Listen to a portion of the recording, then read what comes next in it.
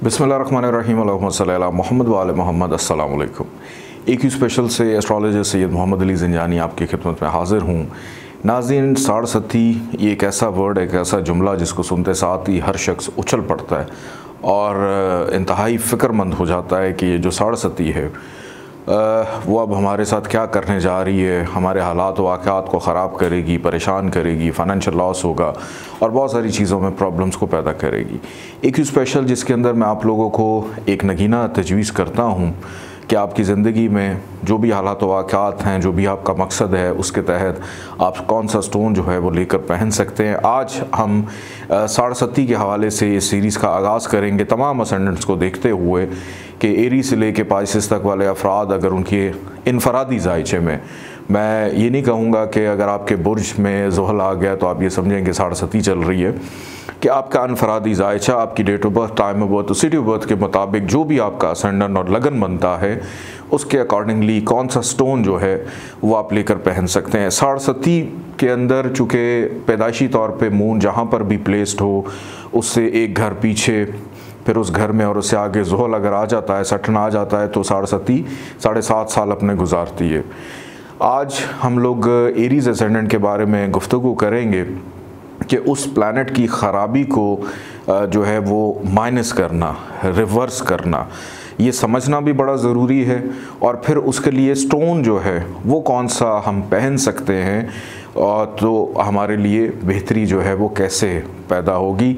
आप इस अगर स्क्रीन पर जायचा जो मलाइजा फरमा रहे हैं नंबर 1, जहाँ पर लिखा हुआ है 1 का मतलब है एरीज़ के, एरीज़ असेंडेंट में सबसे पहले तो इसमें हम ये देखते हैं कि जिस सयारे ने ख़राबी देनी है उसकी क्या सिचुएशन है, कि ज़ोहल को इस जायचे में 10वां और 11वां घर, नंबर 10 और 11 जहाँ पे लिखा है, ये 2 घर इसके पास हैं और केंद्र का घर मिल जाने की वजह से ज़ोहल वैसी एरीज़ असेंडेंट वालों के लिए न्यूट्रल होता है, न्यूट्रल होता है, एक एवरेज प्लैनेट होता है। लेकिन अब इसकी प्लेसमेंट भी देखनी है कि ये कहाँ पर आ जाए, और इसको माइनस करने के लिए जो स्टोन यूज़ किया जाता है वो है कि मून को ताकत दी जाती है। मून के पास इस जायचे में 4था घर, नंबर 4 जहाँ पे लिखा हुआ है 4th हाउस, ये मून के पास है। और मून का जो स्टोन है सफ़ेद मोती, सुचा मोती, वाइट पर्ल, वो लेकर पहना जाता है साढ़सती के अंदर। लेकिन प्लेसमेंट देखिए पहले कि अगर मून आपके जायचे में पहले घर में मौजूद है, फर्स्ट हाउस में नंबर 1 जहाँ पे लिखा है, तो आप इस सिचुएशन में इसका स्टोन जो है सफ़ेद मोती लेकर पहन सकते हैं अगर आप साढ़सती के दौर से गुजर रहे हैं।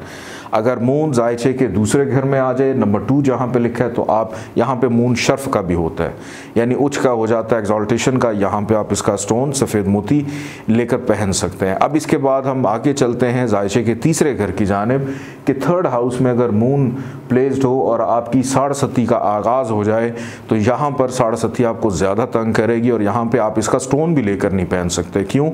क्योंकि यहाँ पर मून जो है उसकी वैसे ही हार्डशिप बढ़ जाती है। तो इस सिचुएशन में हम ये करेंगे, जो जायचे का फर्स्ट हाउस है यानी नंबर 1 जहाँ पे लिखा है, इसका लॉर्ड प्लैनेट है मार्स, कि मार्स का स्टोन रेड कोरल, मार्स अगर इस जायचे में अच्छी जगह पर कहीं पे भी प्लेस्ड है, यानी 6ठे घर में ना हो, 8वें घर में ना हो, 12वें घर में ना हो, और उसके बाद 4th हाउस में जहाँ पर ये नीच का हो जाता है, डिबिलिटेशन का, वहाँ पे ना हो, 3rd हाउस में ना हो, तो फिर आप रेड कोरल पहन सकते हैं। मून अगर आकर बैठ जाता है जायचे के 4थे घर में, ओन साइन का अपने घर में, यहाँ पर ये दिशा बल भी होता है, यहाँ पर सफ़ेद मोती साढ़सती की सिचुएशन में आप लेकर पहने, उसके असरात को कम करेगा। मून अगर जाकर बैठ जाता है जायचे के 5th हाउस में, नंबर 5 जहाँ पे लिखा है, तो यहाँ पर भी आप सफ़ेद मोती पहन सकते हैं। मून अगर जाके बैठ जाए 6ठे घर में, नंबर 6 जहाँ पे लिखा है, तो यहाँ पर आप सफ़ेद मोती नहीं पहनेंगे क्योंकि यहाँ पे बीमारियों को एक्टिव करेगा। देन आपने रेड कोरल की तरफ जाना है, फिर सुर्ख मरजान। मून अगर 7th हाउस में आकर बैठ जाए तो यहाँ पर आप इसका स्टोन लेकर पहन सकते हैं, सफ़ेद मोती, यहाँ पर भी साढ़सती के असरात को कम करेगा। मून अगर जायचे के 8वें घर में जाकर बैठ जाए, नंबर 8 जहाँ पे लिखा है, तो यहाँ पर आपने इसका स्टोन लेकर बिल्कुल भी नहीं पहनना क्योंकि यहाँ पर कमर दाराकरब यानी मून हबूद का, नीच का सबसे ज़्यादा वर्स्ट पोजीशन में चला जाता है। तो यहाँ पर साढ़ सती तो बहुत ज़्यादा तंग करती है, तो यहाँ पर भी आपने रेड कॉरल ही लेकर पहनना है, सुर्ख मरजान, अगर आपके इस पूरे जायचे में मार्स किसी अच्छी जगह पर प्लेस्ड है तो। इसके बाद आगे बढ़ते हैं जायचे के 9th हाउस की जानिब। नंबर 9 जहाँ पे लिखा है, यहाँ पर अगर मून बैठा हो तो आप इसका स्टोन लेकर पहन सकते हैं, बेनिफिशियल रहेगा।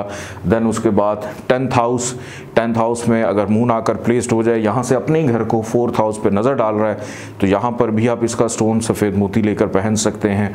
मून अगर जायचे के 11th हाउस में चला जाए, नंबर 11 जहाँ पे लिखा है, तो यहाँ पर भी सफ़ेद मोती लेकर पहना जा सकता है।